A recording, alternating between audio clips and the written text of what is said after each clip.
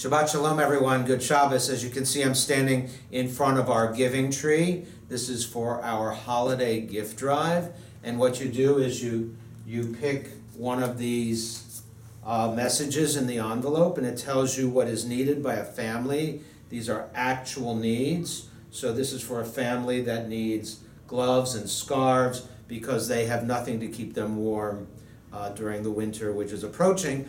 But not today. Today is a very beautiful November day in the 70s, and it's a reminder of our responsibility to perform mitzvot. The same with the Thanksgiving food drive. I know classes have received lists of what's needed, so we can provide at least 150 complete meals for families in need. And they're families within our congregation and families outside our congregation. It would be great if you do this with your child or grandchild. Go to the supermarket, find the items, package them together, bring them to the temple, and it's a beautiful way to carry out the real message of Thanksgiving, which is gratefulness and thankfulness. A word about our Torah portion for this Shabbat. It's called Chayei Sarah, which means the life of Sarah, the life of Mother Sarah. But then we learn that the portion begins describing the death of Sarah, not the life of Sarah. It says, by the way, that she lived to be 127 years old. But the Torah says she lived to be 100 years plus 20 years plus 7 years. And the question could be asked, why is it presented that way? And the answer is because her years were filled with life and love, and she made every year count, she made every day count, and that's what we need to do as well. When Sarah dies, Abraham, he weeps and he mourns.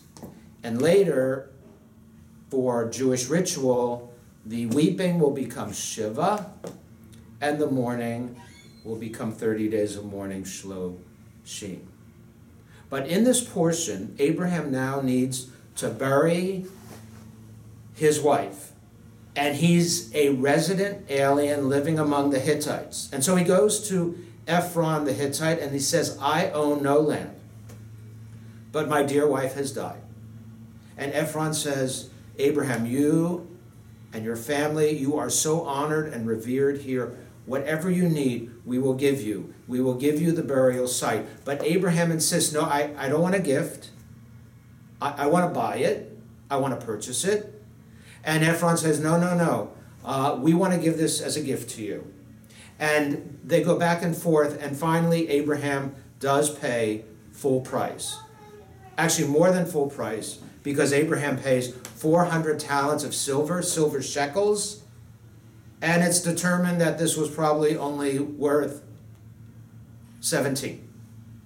So Abraham purchases the cave of Machpelah and the land around it, which is in Hebron, and that is actually where all of our fathers, almost all of the mothers are buried, with the exception of one of the matriarchs is not buried in the cave of Machpelah. And when you come to Torah study on Saturday, you can tell Cantor Neil which mother that was. Okay? So what does this portion tell us? First of all, it's a contract in the Torah. It's a deed. It's the actual purchase of land which will become part of the whole. God said to Abraham, this land is yours for you, your descendants to inhabit, and yet now it becomes apparent, oh yes, but that's the promise, but we have to reclaim it parcel by parcel, piece by piece, in order to actualize it. And that was done actually with the land of Israel. So we have a dream, we all have dreams, and you have to put a foundation under them. We invite you this Friday night. Cantor Neil and Mary Savar are going to be having a beautiful service called Machshava, which is a spiritual, contemplative service which begins at 7:30 and then there's Torah study, as usual, at 9:15. Don't forget about Thanksgiving food drive.